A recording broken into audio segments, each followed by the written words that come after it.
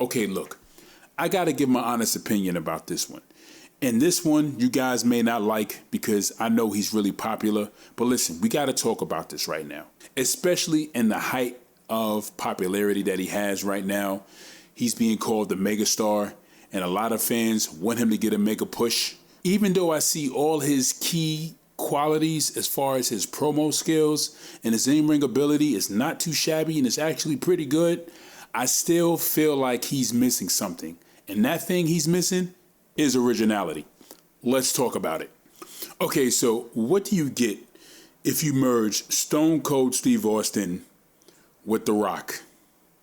You get LA Knight, a WWE superstar who comes off as a fan who was a product of the Attitude Era. I mean, it's written all over him.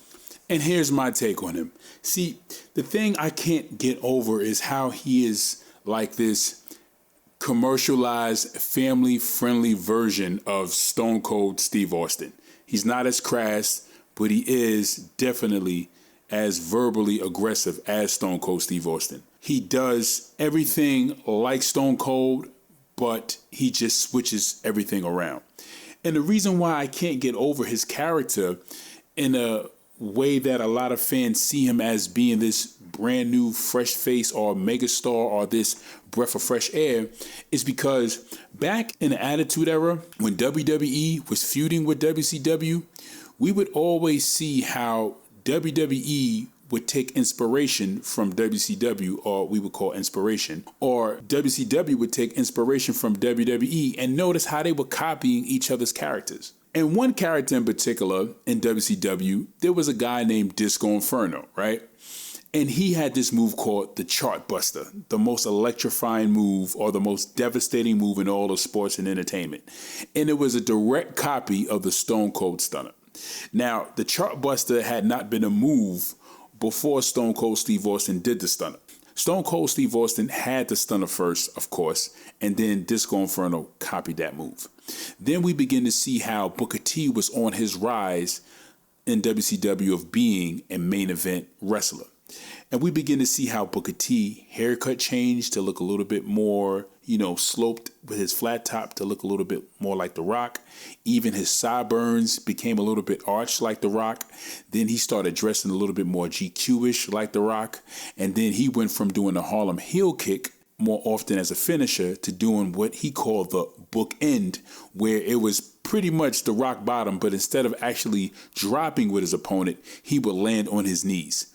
See, these little significant details or these little tidbits was things that we would laugh at because we would notice how WCW was copying WWE or how we would see WWE copy certain things off of WCW. But however, in WCW, it was a little bit more noticeable. So when I think about LA Knight, I think about him in the same light as him being that same guy who looked at the WWE product and said, you know what? The guy that I like the most or the guy that I admired the most or who was the biggest superstar that garnered the most heat was Stone Cold Steve Austin, and I want to be like that guy. Have the same charisma, catchphrase, even kind of dress like him. And I mean literally dress like him. From him wearing the jeans and the boots to him wearing a vest. Instead of there being a smoking skull on the back of his vest, he actually has LA Knight. From Stone Cold Steve Austin saying what and LA Knight saying yeah, to Stone Cold Steve Austin doing a kick to the stomach and dropping you on your neck, on his shoulder, to LA Knight kicking you in the stomach and dropping you on your head, which looks a little similar to the Stone Cold Stunner. I mean, come on, really? Stone Cold Steve Austin always referring to someone as trash or a piece of trash, to LA Knight referring to someone as trash or a piece of trash. I mean, literally, like, the similarities and the comparisons are so much alike. Now, see, when I look at Stone Cold Steve Austin, I look at different characters and kind of think about how did they get their inspiration, or where did they draw their inspiration from? And it took me a while to figure out who Stone Cold reminded me of, and that was Rowdy Piper. When I literally went back and started watching some of Piper's stuff, it took me a while to put it together, but then I realized, I said, Austin reminds me of Piper. But however, the thing about inspiration, or the thing about drawing a likeness from a character you admire or taking certain characteristics, is that it's not noticeable, right? But with LA Knight, it's clearly noticeable. And this is irritating to me. What's sad is that I feel like the reason why the fans are really attaching themselves to LA Knight is because they really miss Austin so much. So it's like they need someone else to fill that void of a Stone Cold Steve Austin replacement that we can't get. So now we have LA Knight, who is pretty much kind of another knockoff version of him. Like, you have, the actual commercial brand, or the true brand, which is Stone Cold Steve Austin. Then you have the great value brand, which is LA Knight. He's the family friendly version, without all the curse words and the swearing, and the beer swelling. That's the only thing that LA Knight is really missing, is the curse words, the beer, and the middle finger. You give him all that. I mean, literally, he is Stone Cold Steve Austin. I'm sorry. And he just needs to shave his head and take off the glasses. But I mean, really, is there any difference?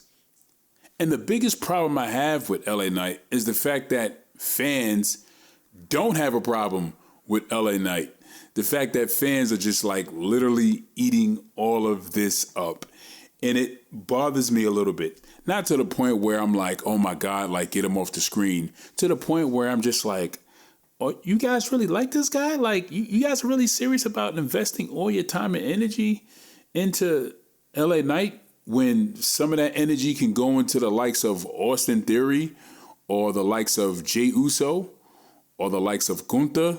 I mean, original superstars who actually cultivated their original character from their own personal likeness that fits their persona to really give you something new, fresh, and original. Cody damn near had to leave WWE, go out into the indies, become the American Nightmare, an alternate version of his father, but really grow into his own personal persona, change his ring attire to look like Homelander, to gain that level of inspiration that was something that was original and that gave a nice touch to his character, bleach his hair to come back a whole nother Cody Rhodes. That is a spectacular way of repackaging and representing yourself.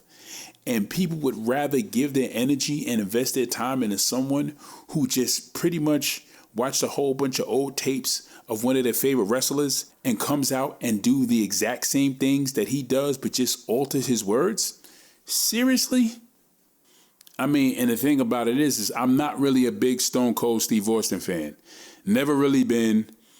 I like a lot of his stuff, but the truth of the matter is I just have more of a strong like and passion for creativity and storytelling. So I can suspend my bias about looking at LA Knight and really just say, you know what, I can appreciate him for who he is and appreciate his character.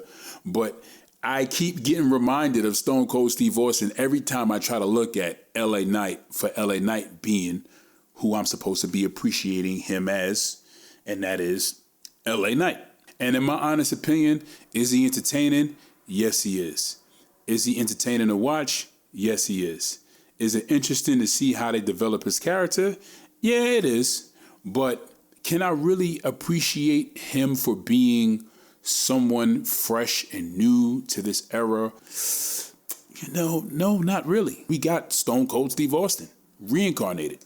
I guess if it's enjoyable, then you should invest. But in my opinion, honestly, I really don't want to invest that much in him personally. I really feel like a lot of that energy should be invested in the likes of Cody Rhodes, Jey Uso, who actually went through years of developing his character to a point to be a main event star. All those years compiled to this moment of him being an original copy or version of himself. And the fact that LA Knight just swoops in and is now called this megastar after being a total copy of Stone Cold Steve Austin, it's like, I don't know. But let me know what you guys think in the comment section below. Are you guys really invested in LA Knight being this Stone Cold Steve Austin acolyte?